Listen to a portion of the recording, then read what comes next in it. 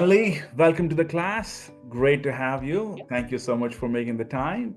We have Liz, of course, who's the consultant, the attribution consultant who actually worked on the brand, and Emily is the head of marketing, growth marketing at study.com. How long have you been there, Emily, at Study?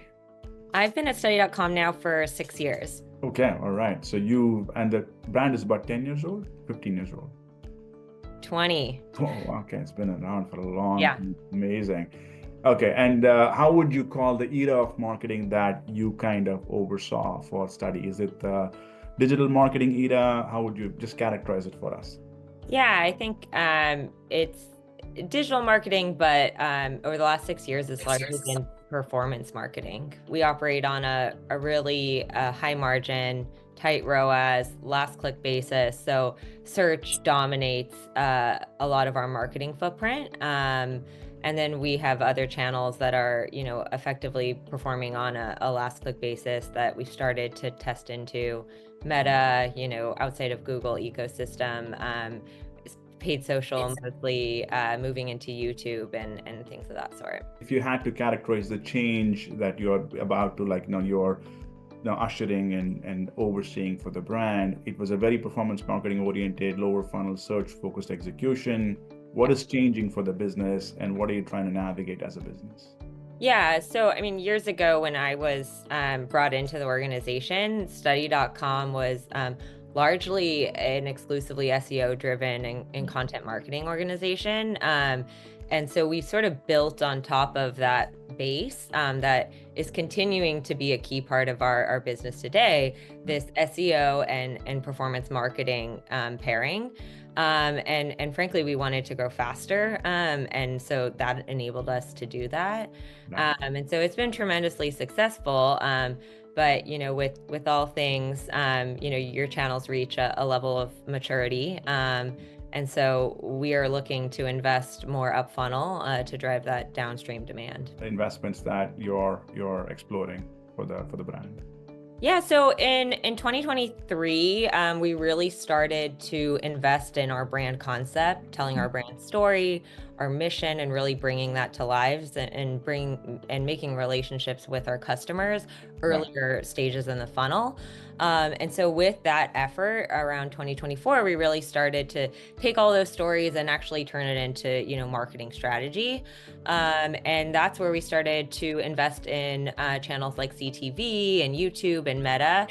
And with that, we saw some early indicators of performance. We started to see our branded search start to pop, the hero products in the actual spots we were running were actually increased in sales. And so with that, it really opened the question of, okay, we're starting to see these indicators. We see that within the platform last click, it's looking really good.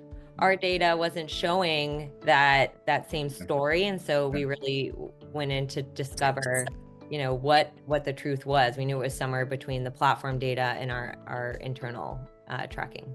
So internal tracking is a more classic UTM attribution, last click UTM attribution. Yes. Platform tracking, of course, is a platform's own attribution. So clearly platform tracking was showing a lot of impact, but it wasn't showing up in UTM attribution. So rock in a hard place, right? In one method shows a lot of lift, one doesn't. So measurement was a big challenge as you went upper funnel into Facebook and YouTube and CTV and whatnot, okay? And as a culture, I'm sure that must have been super challenging, isn't it? To try to. Yeah, DNA is sort of in our DNA, and like really the currency to make decisions at study.com is data. And so I think with something like this, it was really challenging because we had some indicators, but we didn't know the truth and we couldn't confidently, make that next informed decision. Was UTM attribution the currency internally to use that as the currency of making investment decisions? Yes, absolutely. Okay. And now that was not clearly popping. So what's your next step? Therefore, what was your next steps to kind of find more answers around these channels? Yeah, there's a lot of different approaches to media, right? And third-party tools out there that off the shelf can, claim to solve all of your measurement and attribution needs. And, we have a complicated funnel. We also weren't buying and investing for anything outside of last click, right? So a lot of it was we had to shift our actual strategy of how we were approaching buying media, and then measurement also had to follow suit. And so that's where I think it led us to M squared, and really looking at that causal attribution approach. I'm a big fan of geo-testing specifically, or incrementality testing. Is there some foundations for that? You have more faith in it for some reason over modeling? Where does the faith come from? Yeah, I think two things. One is it's in the company's history. We do a ton of A/B testing all across the site. It also is just a common concept that multiple departments can understand. Finance understands that, leadership understands that, executors on the growth team understand that. So it really for us took a very complicated concept and made it much simpler by approaching it in this way, and something that already had a lot of fidelity behind it and understanding. Liz, let's move to you. So when you started working with Emily and Study.com, when you unpacked the data, understood her business requirements, what were some of the challenges that you got hit with? What were some of the complexities you had to deal with? Well, I mean, one of them was trying to find some of those high value action metrics. And we definitely saw, impressions from search and from Google definitely had a positive correlation to their registrations. But we didn't see it with Facebook. Facebook actually showed a negative. And originally we were slated to only talk about CTV and YouTube, as Emily had mentioned, as they started to bring forward their branding message and their story of what they bring to the consumer and to the student. And it was decided, well, let's take a look at Facebook with this as well and see what that could potentially do. Amazing. I'm also assuming there's a lot of products, and the combination of what media drives what products that could be challenging as well. Was that a case or not so much? We ended up focusing on just registrations. There was, Emily's team wanted to look at their college prep as well as their test prep. They do a lot of that across schools. And they wanted to look at that, but we didn't quite have enough data in order to make that a measurable impact on the back end. So we did focus just on overall new student registrations, regardless of that product. Okay. So what were some of the decisions queued up for you, Emily? Let's say there was a geo test that Liz was designing for you. And what were some of the investment decisions queued up on the other side of the test that was kind of giving you sleepless nights, or maybe not? Yeah. No, I think a lot of the decisions that we're looking to make, of course, is how, you have the creative setup of you've got your creative, then it's your audiences of how you're investing in them and how are you going to spend the dollars in the way that's going to make the biggest impact, and get you the answers fastest. But at the same time, you want to be cognizant of not over-indexing in really expensive markets, not getting enough reads, and things of that sort. So I think we were trying to strike the balance of getting the results that we needed as quickly as possible to then, take that next input into our strategy and look at scaling and investing more. Amazing. So Liz, what happened from there? What kind of test did you design for? Emily, what came out of the analysis you guys did? Yeah, so in terms of the test, we did 3 tests in geo-matched markets. So we had CTV, which was a brand new channel. And so it was just testing in those markets and everything else being, dark. So it was a holdout incrementality test. And then for YouTube, same thing is that we had different DMAs for that. And then for Facebook, we also did exactly the same thing, matched markets and holdouts. Was it like a 6-week flight, 4-week flight? What was it? 6-week flight. So because that also allowed us 2 weeks to warm up CTV since it was net new, and then measured them all at the same time. Okay, what were the findings, Liz? What did we come out with? Yeah, CTV was great. It came back with a healthy ROAS of 2.5 and a lift of 4.4. So positive results. And then YouTube showed a 2% lift in incremental sales. And then unfortunately with Facebook, it really wasn't a very statistical read. So we ended up having to just say, all right, we need to go back to the drawing board for that one. Amazing.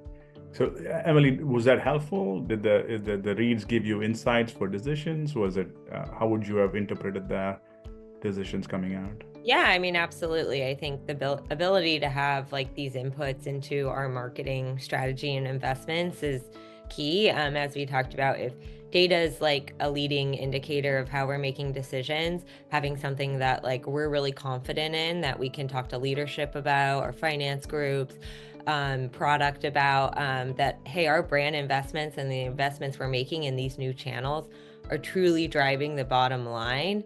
That gives me all the confidence in the world to be able to then scale there and then refine our strategy, which is really exciting for us as we're looking at cracking that next stage of growth and this needing to be successful. Anything that was surprising for you in the findings? Anything in the process or the findings that kind of like was like, that's kind of unusual?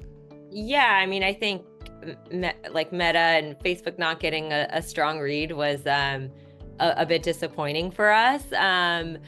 And CTV, I think, was really the surprise for us. We know based off of our audience and demographic that they're, consuming media there. We had really great targeting, but definitely didn't expect to see the lift that we did. So that was really encouraging. Encouraging. Okay. And where is the next steps from here, Emily? What's the roadmap on your side? Yeah, I mean, I think we just opened Pandora's box with testing. And so we're really looking at this as like just part of our strategy moving forward. As we have new answers that are coming, or questions that are coming up, we're going to seek to find those answers and find what our next set of channels impact is. And it's channel, audience, creative, and really trying to understand like what that true impact is on the business in creating demand. And so we're just starting that next stage.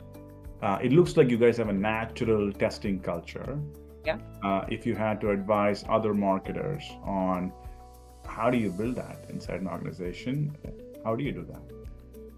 Yeah, it's a really good question. I think that it really, a few things go into testing. I think it's building a philosophy, educating folks on the value of that and how that actually informs making decisions. And so for us, it's a very robust process where we have multiple departments that are not only understanding what testing is happening, but then what the results are for those testing and being able to use that to celebrate the wins. And where you do have gaps, like that just opens up the next stage of, okay, let's understand why, and creating that curiosity. Any advice for up and coming marketers? How do we all grow up to be Emily Johnson? Yeah, obviously data driven, I think is a big piece. It's an ever changing landscape. So never holding on to anything too tight. We'll see where TikTok goes in the next few days here. Really just taking that test and learn approach, really leaning into creativity, harnessing AI to enable you to be more efficient. And the core of marketing, of really understanding your audience and their needs and motivations is always at the forefront. Nice to work with you. Thank you so much for coming to class and sharing your wisdom. Very much appreciate you being here. Thank you so much.